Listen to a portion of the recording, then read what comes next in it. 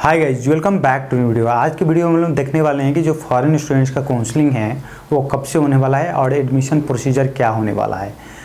यहाँ पर आपको मैं बता दूं कि हमारे वीडियो कुछ दिनों से नेपाली में आ रहा था। इसका मतलब मेरा नहीं था कि मैं किसी को अपने तरफ से सपोर्ट नहीं करना चाहता हूँ, लेकिन मेरा मतलब यह है कि मैं अपने जो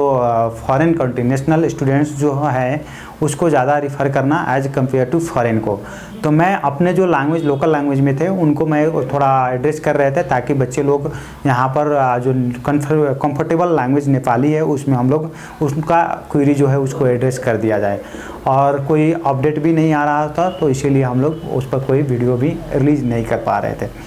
उसके लिए अगर आपको कुछ किसी भी तरह से इनकन्वीनियंस आपको हुआ होगा उसके लिए हमारे तरफ से सॉरी और हमारे टीम की तरफ से भी सॉरी। आज के वीडियो में देखते हैं कि मेडिकल एजुकेशन की तरफ से एक नोटिस निकला है कि उस नोटिस पर आप देख सकते हैं कि एकदम से क्लियरली लिखा गया है कि आपके लिए काउंसलिंग की डेट है। इसमें बहुत सारे कन्फ्यूजन है स्टूडेंट्स का कि क्या है, कैसे है, कब आना है, हमें कब कैसे मेरा एडमिशन होगा, और बहुत सारे कन्फ्यूजन आने के बाद हमने सोचा कि ये जल्द से जल्द इस पर वीडियो बनाया जाए, नहीं तो 1-2 दिन वीडियो ये और लेट हो सकता था।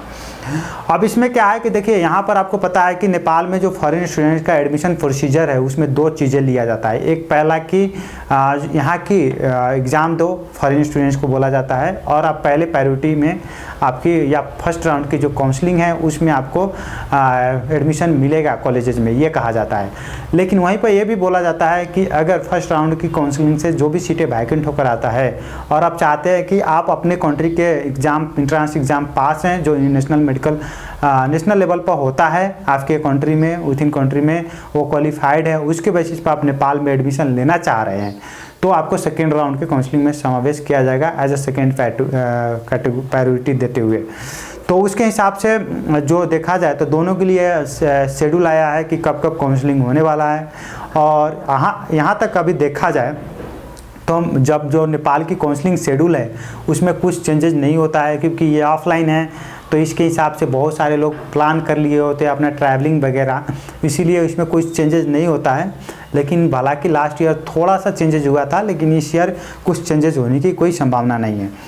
तो जो बच्चे एग्ज़ाम बेसिस पर उन पर पहले बात करते हैं। एग्ज़ाम वाले बेसिस पर यही है कि उन लोग का जो काउंसलिंग होने वाला है ऑफलाइन होने वाला है, और ऑफलाइन में उन लोग को काठमांडू आना पड़ेगा और यहीं पर उन लोगों का काउंसलिंग होगा। अब उसके लिए ऑफिशियल डिटेल आपको मिल गया, आपका ऑफिशियल नोटिस मिल गया होगा। अगर आप वेबसाइट पर आपने नहीं देखा होगा तो हमारे थ्रू भी आपको वो मिल गया होगा, या हमारे डिफरेंट सोशल मीडिया पर भी आपको कुछ दिनों में दिखने को मिल जाएगा, कोई दिक्कत नहीं है। तो ऑफिशियल नोटिस में आपको देखिए कि लिखा गया है कि अक्टूबर 2 को काउंसलिंग होने वाला है। तो कोशिश कीजिए अक्टूबर 1 तक आपको काठमांडू में आने के लिए, अगर आप एग्ज़ाम बेसिस पर अप्लाई किए हैं तो।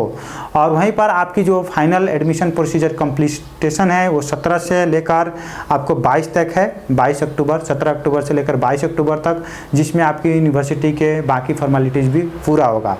अब ये रहा डॉक्यूमेंट्स रिक्वायर्ड में आपको यहाँ पर लिखा ही है, आपको स्कोर कार्ड, आधार कार्ड, पासपोर्ट, ये जो अगर पासपोर्ट से अप्लाई किए तो पासपोर्ट रिक्वायर्ड है, नहीं तो ऑप्शनल है, लेकिन स्कोर कार्ड, एडमिट कार्ड, उसके बाद आधार कार्ड स्लैश पासपोर्ट, उसके बाद जो भी ओरिजिनल डॉक्यूमेंट आप फॉर्म फिलअप करते अपलोड किए थे वो सारे डॉक्यूमेंट के साथ साथ आपको कुछ एडिशनल डॉक्यूमेंट रखने का मन है तो रख सकते हैं। ये सारी चीज़ आप लेकर आइए। और कोई अगर आपको फर्दर डिटेल्स एग्ज़ाम बेसिस वाले को कोई इंक्वायरी आपको चाहिए या कोई असिस्टेंस चाहिए तो प्लीज़ इस व्हाट्सअप नंबर पर व्हाट्सअप करके भी पूछ सकते हैं। अब आते हैं जो उन बच्चे के लिए जो उन बच्चे ने कि जो अपना ये कंसेंट जताया कि मैं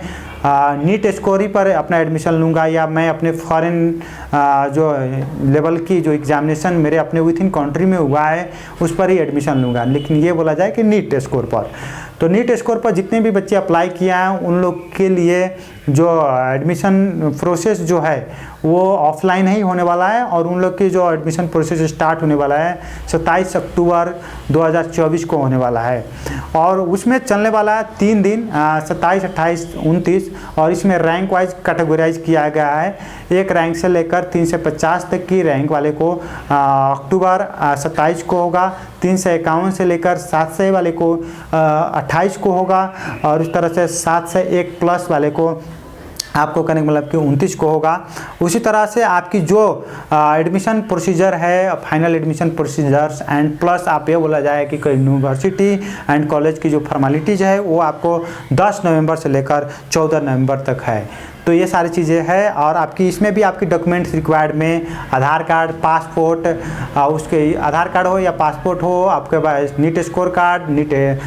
उसके बाद आपका आइए फिर करने मतलब कि 10-12 क्लास की मार्कशीट, एडिशनल डॉक्यूमेंट्स आपको जो है वो रख लीजिए और फाइनली ये सारे डॉक्यूमेंट आपको लेकर आना है। अगर आपको नीट स्कोर के बेसिस पर भी अगर आपको कोई क्यूरी है और कुछ समस्या है और आप पूछना चाह रहे हैं तो बिल्कुल जिस व्हाट्सअप नंबर दिख रहा है उस व्हाट्सअप नंबर पर आप कॉन्टैक्ट कर पूछ सकते हैं या वीडियो के नीचे डिस्क्रिप्शन में दी गई लिंक को भी चेकआउट कर सकते हैं। ये आप याद कीजिए कि आपकी काउंसलिंग ऑफलाइन होने वाला है और अक्टूबर मंथ में होने वाला है। आप एग्जैक्ट डेट के लिए आप बिल्कुल रिफ़र करें मेडिकल एजुकेशन की नोटिस और वहाँ पर देखें कि आपकी एग्जैक्ट डेट कब पड़ रहा है। उसके हिसाब से आप ट्रैवलिंग और अपना बाकी जो अरेंजमेंट है वो देख लीजिए या आप अपने काउंसलर से बात भी कर एक बार निपटा लीजिए उसको। Next video, take care, have a good day.